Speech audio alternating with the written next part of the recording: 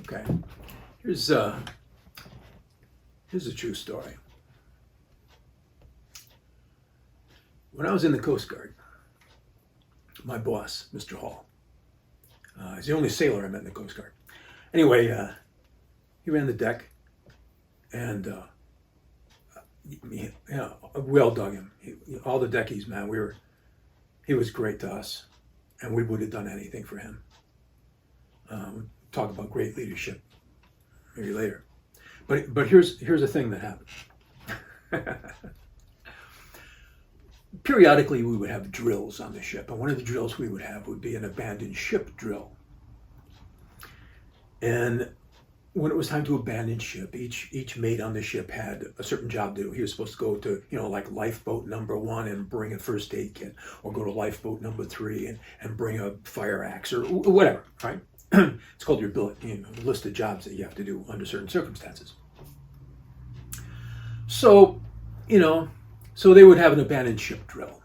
And we'd go to our assigned things and check in. And then we'd go to wherever Mr. Hall was. He was in charge of boat number 3. Okay, so we'd go over and hang out with Mr. Hall. So now, understand, 2 of the lifeboats are now absent of any people, except for the officers in charge. And all of us are hanging out with Mr. Hall. The whole deck force is basically hanging out with Mr. Hall over here by this boat. And so this dick-headed ensign, and I should point out that the proper nautical term for this officer is, in fact, dick-headed ensign. And I never heard them referred to by any other way, and that includes by an admiral who referred to them as dick-headed ensigns. So I figured that must be the official term. Anyway, one of our dick-headed ensigns came over with his little clipboard and his pencil. They say, "Oh, no, Seaman Crown, you're supposed to be in boat number 3, and Seaman Jones, you're supposed to be in boat number 2. Why can't you guys get this straight and remember it?"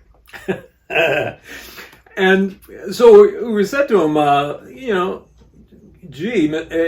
Ensign Pulver, it's not that we don't remember, but let's face it, if this tub ever goes down, we're going with Mr. Hall, because all you guys are going to be fucking dead. And the look on his little face, it looked like he was going to have a fit and pass out on the spot. But that's a thing about leadership and sphere of influence. Sphere of influence, a swordsman's sphere of influence is as far as you can reach in any direction with your sword. Yeah? That's your sphere of influence. Anything that comes within that, you can have an effect on. And anything that lies outside of that, you have no effect on. Right? So it's easy enough to move your sphere of influence. For example, you could advance, and now you've moved your sphere of influence forward 6 inches or a foot, whatever, right? But you haven't enlarged your sphere of influence. You just moved it to a different place, right? But what about enlarging your sphere of influence? What if instead of stepping forward, you leave 1 foot planted and you lunge? Now you can reach farther with your sword than you could before, starting from the same beginning place. You can reach farther. You've expanded your sphere of influence, haven't you? Or starting where you're standing, you could pass. Then you've really expanded your sphere of influence, right? So the question is not just how do we affect those within our sphere of influence, but then the question is how do we expand our sphere of influence? And I suspect, although I cannot prove, I suspect that leadership has a lot to do with this. Almost everything I know about good leadership I learned from horses and Mr. Hall, not necessarily in that order. And if you watch horses at all, you learn about leadership. And what you learn, first of all, is that I tell you what a leader is not. A leader is not what most people think a leader is. A big boss and a bully. That isn't happening. That doesn't happen in the real world, man. You know, I always get a kick out of pirate stories where the pirate captain is, you know, some kind of a raging man, keeps his guys in line with punishments and yada, yada, yada, yada, you know, he would last about 24 hours because they'll just cut his fucking throat. You got 200 guys in a pirate crew and one son of a bitch is going to keep him in line by being mean to him? No. No. He's a dead man is what he is. He's a dead bully walking. You know? So I just think that's funny.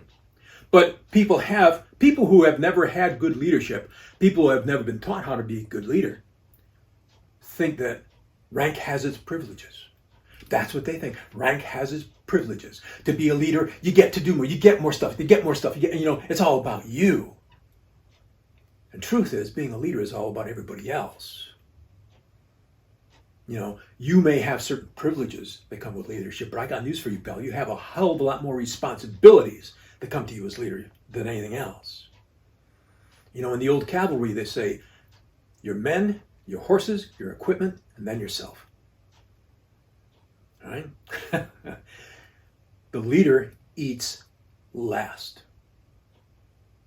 When we were on the boat, Mr. Hall, man, we'd work from first light till last light in the summertime, you know, and not get a break, except on the run, grab a cup of coffee, you know. Mr. Hall made damn sure that every one of us got a break for chow.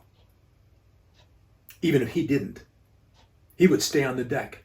He'd eat when he got a chance, but he'd take care of every one of us. That we got a chance for chow, we got a break, had a couple hours sleep. He took care of us. Put himself last. That's what a leader does. He encouraged us. He was always prodding us, you know, and I wasn't having any of it, but he was always on my ass saying, Crown, you could pass that petty officer test so easy. Why don't you, you know, yada. It wasn't my thing at the time. I should have done it, but it wasn't my thing. But he did that with everybody. Man, and when this idiot was promoted to third-class petty officer, you know, Mr. Hall's practically passing out cigars like a new father, you know. It was just, you know, he took delight in the superior performance of his people and did everything he could to facilitate that.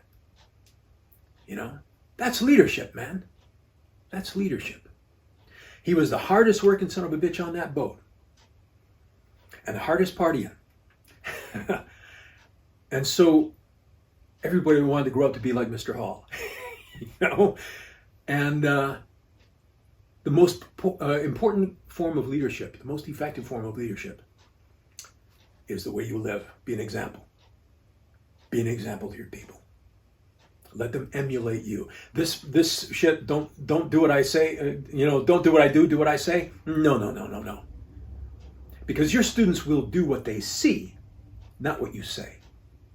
This is why you can travel around and look at people's fences and say, oh, that must be one of so-and-so students. Look, he's off balance, his feet are out of line and his butt's up in the air, just like the guy who taught him. And I know the guy who taught him didn't teach him to stick his ass out in the air. He taught him to be balanced and in line and all that other stuff. That's what he said. But what he did was that. And that's what his student copied. There's a lesson there for us all, man. When you're working with your students, you are the epitome of the sword for them. You better be it. Don't ever show anybody any half-ass shit.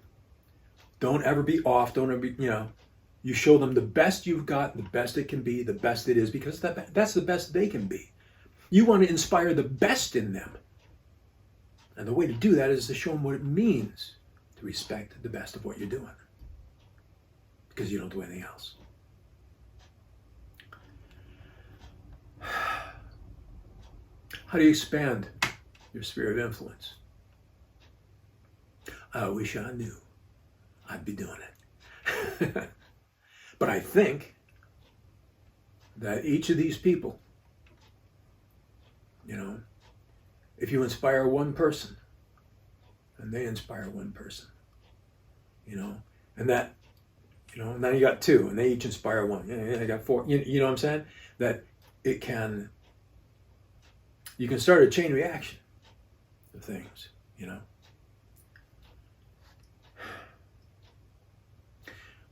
I think there are 3 things that people really respect and that they would love to do, but they don't really quite believe it's possible. And you have to show them it's possible. Those 3 things are: tell the truth, keep your word, and take responsibility for your actions. That's important to do. If you do those 3 things, you're worthy of respect. And if you don't do those 3 things, you're not worthy of respect. I think that's what people need to see you do. And if you do it, you show them that it's possible to do. And then it becomes possible for them to do. But they won't do it if they think it's impossible. You have to show them what's possible. There's no way to know what's impossible. But you can show them what is possible. Right? What do you think of that?